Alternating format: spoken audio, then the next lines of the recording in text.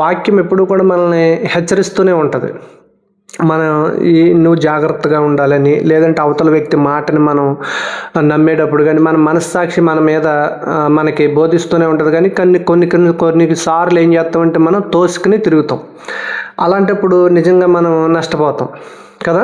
ఇక్కడ దేవుని మాట ఏమని సెలవిస్తుందంటే, మనుషులను నమ్ముకున్నట్టు కంటే యెహోవాను ఆశ్రయించుట మేలు, రాజులను నమ్ముకున్నట్టు కంటే యెహోవాను ఆశ్రయించుట మేలు అని ఈ కీర్తనలు 118:8లో ఈ విధంగా సెలవిస్తుంటే, ఇక్కడ మరలను ఇర్మియా గ్రంథం 9:4లోను ప్రతివాడును తన పొరుగువాని విషయమై జాగ్రత్తగా ఉండవలెను అని కూడా కీర్తనల గ్రంథంలో మన ఇర్మియా గ్రంథంలో మనం చూస్తాం. 9:4లో ప్రతివాడు కూడా తన పొరుగువాని విషయమై జాగ్రత్తగా ఉండాలి అని చెప్పి కూడా ఇక్కడ ఇర్మియా గ్రంథం 4వ అధ్యాయంలో మనం చూస్తాం.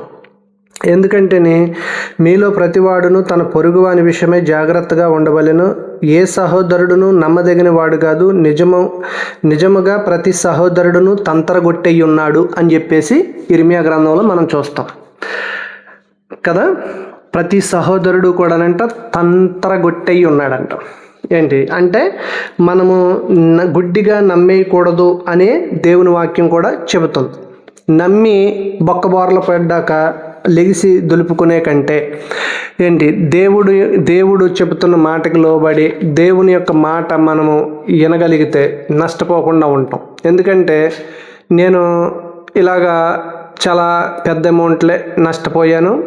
ఇలాగా ఇది అంటే వాక్యాన్ని ఆధారం చేసుకుని చూసుకుంటున్నప్పుడు ఇది నిజమే కదా ప్రభా, ఇలాగ నేను కూడా నష్టపోయాను కదా అనే గుర్తు చేసుకుంటున్నా తప్ప నన్ను మోసగించిన వాళ్ళని ఏమో నేను శపించట్లేదు, లేకపోతే నేనేదో ఇదైపోవాలనేది కూడా నా ఉద్దేశం అయితే ఏమి కాదు. కానీ ఏదేమైనప్పటికీ కూడా దేవుడు మనము మోసపోయే స్థితిలో మనం ఉన్నా పర్లేదు, కానీ మోసగించే బ్యాచ్లో మనం ఉండకుండా ఉంటే చాలు దేవుని చిత్తాన్ని బట్టి కదా. మనము ఒకవేళ ఈ లోకంలో ఏదన్నా కొద్దో గొప్ప ఆర్థికపరమైన ధనమో లేదంటే ఇంక ఏదో మోసపోయామంటే దానివల్ల మనకి పెద్ద నష్టమైతే ఉండదు. కానీ అయితే మనం మోసం చేసాము అనేది కనుక మన నుంచి మనం గనక మోసం చేస్తుంటే దేవుడు మనం లెక్కడిగినప్పుడు మనం తలదించుకుని ఉంచోవాలి ఆ మహాదేవుడి ముందు.